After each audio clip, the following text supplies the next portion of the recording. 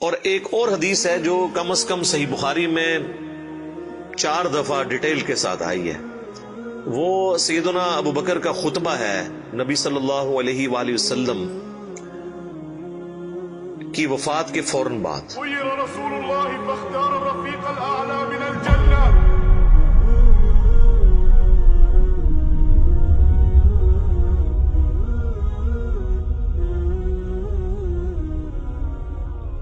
اس کے اوپر میری الگ سے بھی کئی ایک ویڈیوز ریکارڈڈ ہیں جس میں میں نے وہ احادیث ڈسپلے بھی کی ہیں صحیح بخاری کے اندر کہ جب نبی صلی اللہ علیہ وآلہ وسلم کی وفات ہوئی تو سیدنا ابو بکر جو ہے وہ حجرہ عائشہ میں داخل ہوئے چونکہ محرم بھی تھے، اور اس حال میں کہ انہوں نے دیکھا کہ مسجد میں جھمگٹا لگا ہے اور سیدنا عمر جو ہے وہ تلوار اٹھائے کھڑے ہیں کہ جو کوئی کہے گا کہ محمد صلی اللہ علیہ وآلہ وسلم دنیا سے جا چکے ہیں تو میں اسے قتل کر دوں گا. سیدنا ابو بکر حجرہ عائشہ میں داخل ہوئے، اللہ کے نبی صلی اللہ علیہ وآلہ وسلم کے مبارک چہرے سے کفن ہٹایا اور آپ کے ماتھے پر بوسہ دیا اور کہا اے اللہ کے رسول، اللہ تعالیٰ آپ پر 2 موتیں کبھی جمع نہیں کرے گا. ایک موت آپ کا مقدر تھی، وہ تو آپ کو آنی تھی، یعنی ہر انسان کے لیے ایک ہی موت ہے، دوسری موت نہیں. اب آپ آخرت کی زندگی میں چلے گئے تو موت کا مزہ جو ایک دفعہ تو سب نے چکھنا تھا وہ آپ نے چکھ لیا. یہ 2 موتیں جمع نہیں کرے گا، اس کا مطلب یہ تھا کہ سیدنا عمر کو جو یہ غلطی لگ گئی تھی کہ شاید نبی علیہ السلام ڈورمنٹ پوزیشن میں چلے گئے ہیں اور آپ دوبارہ دنیا میں واپس آ جائیں گے جس طرح کہ سیدنا موسیٰ علیہ السلام کوہ طور سے واپس آئے تھے، تو اس کی آپ نے نفی کی کہ نہیں، اس طرح نہیں ہو سکتا، ایک ہی دفعہ موت آنی ہوتی ہے. اب حضور کو موت آئی، اب آپ دنیا میں واپس نہیں آئیں گے. سورۃ الواقعہ میں سورہ یاسین میں واضح موجود ہے کہ جو دنیا سے چلا گیا وہ واپس نہیں آئے گا. اور اس کے بعد سیدنا ابو بکر، صحیح بخاری کے الفاظ ہیں، مسجد نبوی میں آئے اور دیکھا کہ سیدنا عمر کے گرد لوگ جمع ہیں تو وہ سیدھا ممبر پہ چڑھے اور کہا عمر کو اس کے حال پہ چھوڑ دو. یعنی اس وقت حضرت عمر کو یعنی سمجھانے کی لوگ کوشش کر رہے تھے تو انہوں نے کہا ان کو چھوڑ دے، آپ میری طرف متوجہ. چونکہ سیدنا ابو بکر کا ایک مرتبہ اس حوالے سے سیدنا عمر سے بھاری تھا، لوگ ان کی طرف متوجہ ہوئے تو انہوں نے ممبر پر چڑھتے ہی پہلا جملہ حمد و ثناء کے بعد جو بولا وہ پاکستان کے قانون 295C میں کروڑوں لوگ شاید اسے گستاخانہ جملہ سمجھتے ہیں اگر ان کو پتہ نہ ہو کہ یہ سیدنا ابو بکر کا خطبہ ہے. ہم نے سوشل ایکسپیریمنٹ بھی کیا ہے اس پہ، کسی کو بتایا کہ بھئی یہ دیکھیں، اگر کوئی شخص یہ کہے کہ جو شخص محمد کی عبادت کرتا تھا وہ جان لے کہ محمد مر چکے ہیں، اور جو اللہ کی عبادت کرتا ہے وہ جان لے کہ اللہ زندہ ہے، اسے کبھی موت نہیں آئے گی. تو آگے سے جواب سننے کو ملا یہ کون گستاخ ہے جس نے یہ بات کی ہے؟ کوئی بھی نہیں، حضور کی تو عبادت کوئی بھی نہیں کرتا ہے، کون جملے بنا دو. تو ہم نے بتایا یہ بخاری شریف میں کم از کم 4 جگہ موجود ہے. وما محمد الا رسول تو قرآن میں آیا نا. صحیح بخاری میں حضرت ابو بکر کے خطبے کے الفاظ یہ ہیں من کان یعبد محمدا فان محمدا قد مات. جو کوئی بھی تم میں محمد کی عبادت کرتا تھا تو جان لے کہ محمد مر چکے. مات کے الفاظ ہیں. فإنه من كان يعبد محمدا فإن محمدا قد مات. وَمَن يَعْبُدُ اللَّهَ، اور جو کوئی اللہ کی عبادت کرتا ہے یا کرے گا، مضارع کا صیغہ استعمال ہوا ہے. فَإِنَّ اللَّهَ حَيٌّ لَا يَمُوتُ، تو بے شک اللہ تعالیٰ زندہ ہے، اسے کبھی موت نہیں آئے گی. تو یہ خطبہ آپ نے یعنی پڑھا اور پھر اس کی دلیل میں سیدنا ابو بکر نے قرآن کی یہی آیت تلاوت کی، سورہ آل عمران آیت نمبر 144. اور امام بخاری نے کتاب التفسیر چیپٹر جو قرآن کی تفسیر کا لکھا ہے صحیح بخاری کے اندر، اس آیت کو انہوں نے ہیڈنگ بنا کے یہ حضرت ابو بکر کا خطبہ نقل کیا ہے. وما محمد الا رسول قد خلت من قبلہ الرسل افئن مات او قتل انقلبتم علی اعقابکم. محمد تو نہیں مگر ایک رسول، اگر یہ مر جائیں یا قتل کر دیے جائیں تو کیا تم دین سے الٹے قدم پھر جاؤ گے. وما محمد الا رسول قد خلت من قبله الرسل افإن مات او قتل انقلبتم على اعقابكم ومن ينقلب على عقبيه فلن يضر الله شيئا وسيجزي الله الشاكرين. اور جو کوئی دین سے الٹے قدم پھرے گا تو اللہ کا کوئی نقصان نہیں کرے گا اور اللہ تعالیٰ ثابت قدم رہنے والوں کو جزا دے گا، جو شاکرین ہوں گے، شکر گزاری کی روش اختیار کرنے والے۔ پھر آپ نے اگلی ایک اور آیت تلاوت کی، سورہ الزمر کی آیت نمبر 30، انک میت و انہم میتون، اے نبی بے شک تمہیں بھی مرنا ہے اور تمہارے مخالفین کو بھی مرنا ہے۔ وہ آیت بھی آپ نے تلاوت کی۔ تو آپ اندازہ کریں کہ یعنی صحابہ کرام جو ہیں وہ اپنی بات کی دلیل میں قرآن سے آیات پیش کیا کرتے تھے۔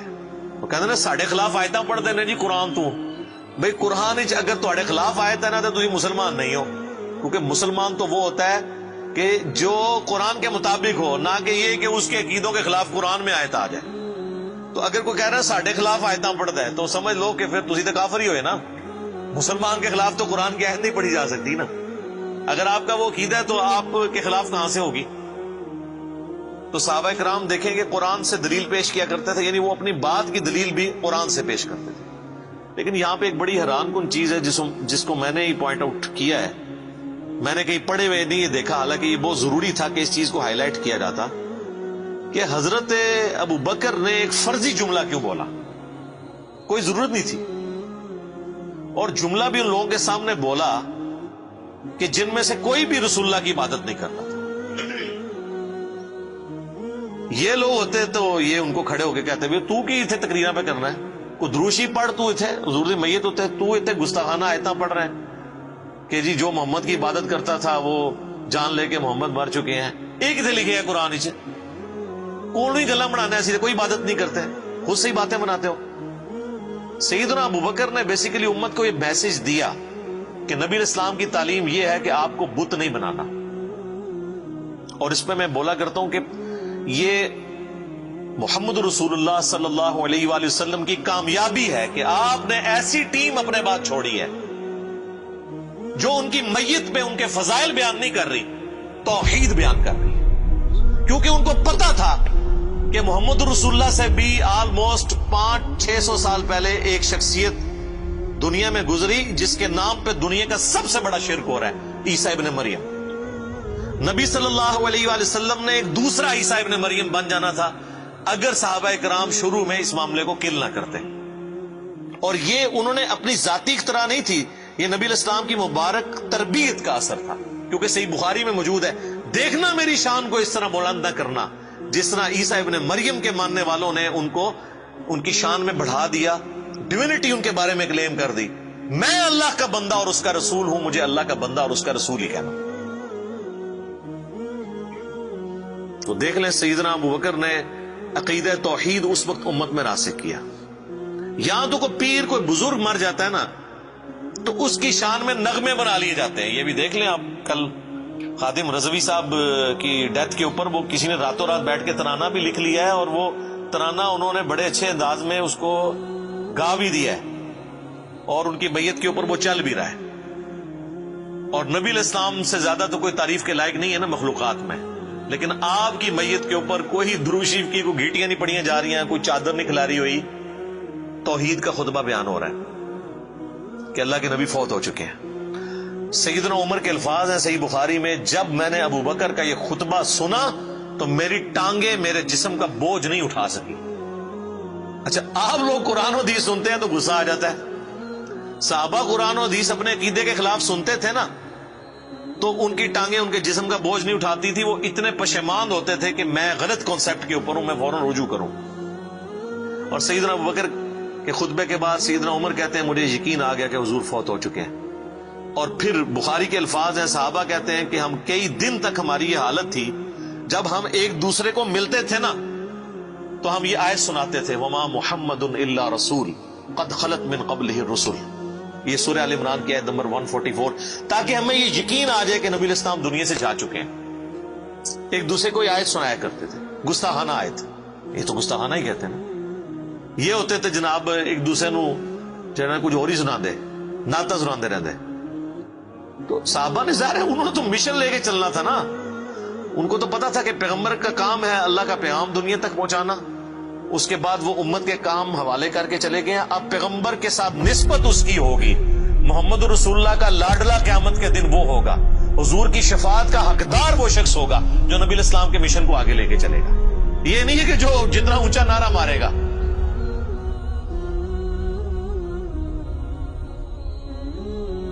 یہ چیز نہیں۔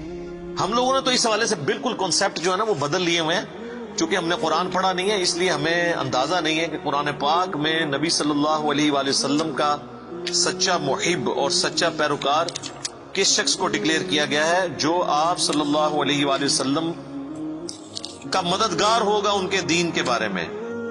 یہ بڑی سخت آیت ہے جی، یقین کریں انسان ہل جاتا ہے جتنی بار اسے پڑھتا ہے۔ آیت نمبر ہے 157 اور 158۔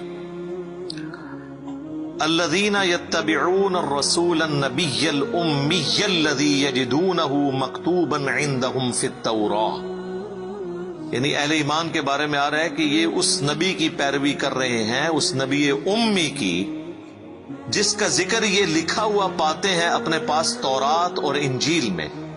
یأمرهم بالمعروف، جو انہیں حکم دیتے ہیں نیکی کا، وینہاہم عن المنکر، اور روکتے ہیں انہیں برائی سے، وَيُحِلُّ لَهُمُ الطَّيِّبَاتِ، اور حلال کرتے ہیں ان کے لیے پاکیزہ چیزیں، وَيُحَرِّمُ عَلَيْهِمُ الْخَبَائِثَ، اور حرام کرتے ہیں خبیث چیزیں، یعنی اللہ کے اذن سے وہ شریعت کا پیغام پہنچاتے ہیں۔ وَيَدَعُ عَنْهُمْ إِصْرَهُمْ وَالْأَغْلَالَ الَّتِي كَانَتْ عَلَيْهِمْ، اور جو بوجھ ان پر پڑ چکے تھے، جو ان کے گلوں میں توق تھے، جو خود ساختہ ایک قسم کی شریعت اڈاپٹ کر لی تھی، وہ ان سے دور کرتے ہیں۔